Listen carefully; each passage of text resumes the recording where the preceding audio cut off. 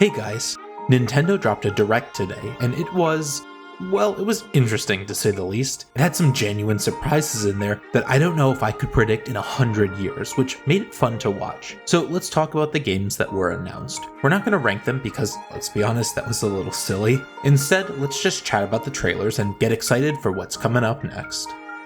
We started with a cold open on Mario and Luigi Brothership, and I think this might have been the biggest surprise of the show. It's kind of weird that this is here at all, but Nintendo's been working hard to revitalize the Mario RPGs over the last year, with both Mario RPG and The Thousand Year Door, my review coming soon. So I guess it shouldn't have been that surprising, but a Mario and Luigi game, a series whose studio was bought and seemed inactive, is back. The only Mario and Luigi game I've ever played is the very beginning of Superstar Saga, so I'm interested to give this one a shot when it's out on November 7th. Next, NES World Championship looks kinda neat, but I think I'd rather just play the original games and maybe learn to speedrun those. I don't know, it looks fun though. Then we've got Fairy Tail 2, which just isn't my cup of tea. Same with Fantasian. I'm not a big fan of these kinds of combat systems. They both look good in their own way, but they just aren't for me. Then we come to a free basketball update to Nintendo Switch Sports. It's wild to me that this has taken almost 2 years and there's no official release date still, but I guess better late than never. Like Wii Sports before it, Switch Sports is a game that I play exclusively with friends, so this does make it better for that purpose. Still weird though. But after that was a game that might be in my top 3 trailers of the show. Mio, Memories in Orbit looks out of this world amazing. I love this art style. The Metroidvania gameplay looks fluid and smooth, and I'm just overall stoked to play this game. This was the first game to get the 2025 release window, which I'm actually pretty skeptical about, but we'll get to that in a bit. Whenever it drops, this game will jump to the very top of my backlog. I hope you're enjoying the video thus far. If you've made it to here, please consider giving the video a like and subscribing to the channel. I know I've got more videos that you'll really like. Alright, back to the Direct. We then go to a couple more games that I don't really care about. Disney Illusion Island is getting an update today, bonus points for a shadow drop always. Hello Kitty is getting a new game too. It's, I guess, an open world friendship game? I'm just not the target demographic for this one. It also gets the KG 2025 release window. Looney Tunes Sports was next, and while I won't be buying this one either, it does look kind of cute. Maybe it'll have some fun gimmicks. But that was followed with today's winner of the coveted "Wow, so that thing really got a trailer, huh?" award. Among Us is getting a couple of new crewmate roles. Wow, incredible, riveting. They dropped today. Why is this trailer even here? This next game was really strange, because I feel like it's answering a question that no one has ever asked. What if Monster Hunter were a bad farming sim? Farmagia seems to inquire. It looks just uninspired to me. Maybe I'm wrong, but I won't be playing this. After that, we see that Donkey Kong Country returns. I guess that's cool, but why not just make a new DKC game in the Tropical Freeze engine? It's been 10 years since that first dropped. I don't know, this release feels almost cynical to me, but it is a release by Retro Studios who, well, we'll see them again shortly. Alright, Dragon Quest. I'm normally a fan of this HD 2D style, though I hate that name, but that's when everything is the pixel art except for the lighting, like in Octopath Traveler and Live Alive. This release puts all the characters in pixel art, but the world looks like a typical PS3 overworld. It looks bad. I'm sorry, I know a lot of people love these games, and I'm not passing judgment on the gameplay. I've never played a Dragon Quest game, but I hate this visual collision. Oh well. All 3 remade games in the trilogy are being released around the same time. How novel. In my notes I wrote that I wish certain Metroid Primes could get this message, but, well. Then we have Funko Fusion, which I don't care about. I don't really watch movies, I'm more of a TV guy, so this is nothing to me. Luigi's Mansion 2 is not nothing though. I find it baffling that they're releasing 2 and not the original, but c'est la vie. It looks fun. I still need to play 3, but people rave about these games, so I'm excited to see it here. I do wonder why they got rid of the original subtitle though. And now we come to the longest stretch of trailers that I don't really care about, starting with new Denpa Men. It's whatever. Then we have Metal Slug Attack Reloaded. I've never heard of this series, but here it is. It gets bonus points, as always, for being a shadow drop.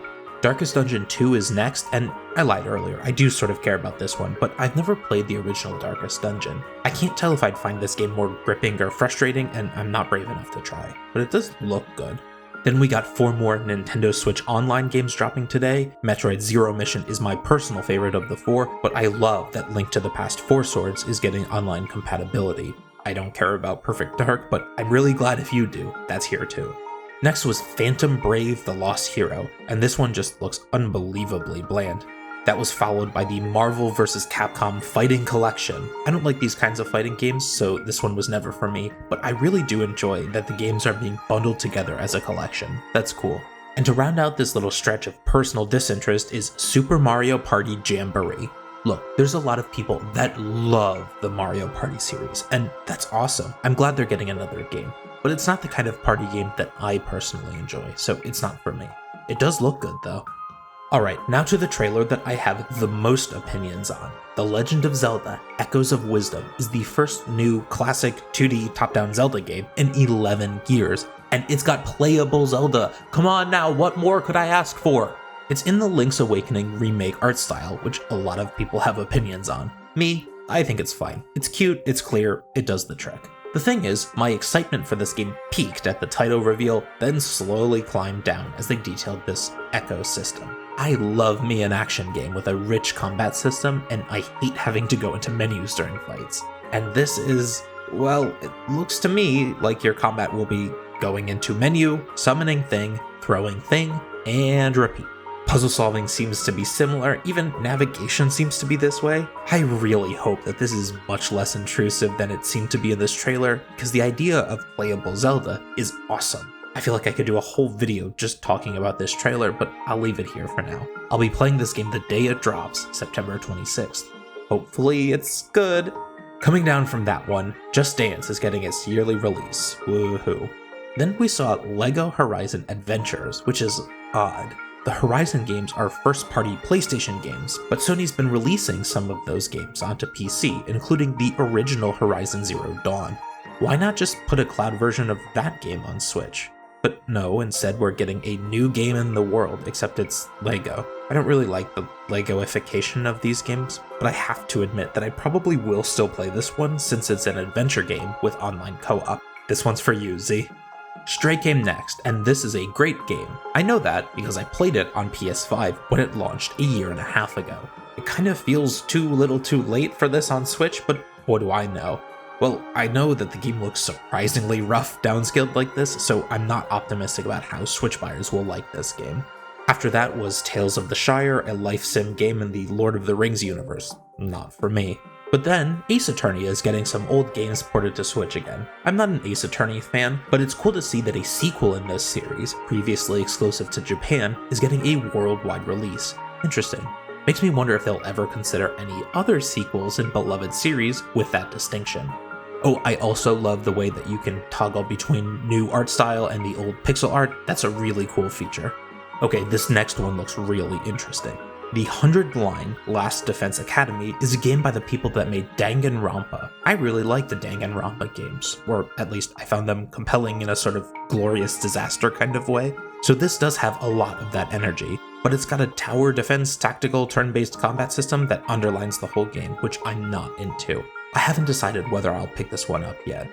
Romancing Saga 2 is another game that just looks uninspired to me. We got so many trailers for these medieval fantasy turn-based RPG adventure games today that I found them all to kind of blend into the background. This one, being at the very end of the presentation, was the epitome of that. It was just exhausting by the end. I do hope that these games each have fans because they're certainly made with a lot of care and heart, but I'm simply not among them.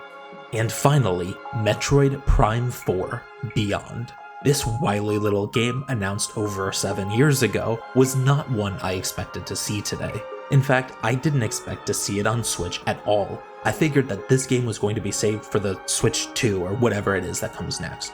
This is the game Retro Studios was working on, by the way, and it looks great.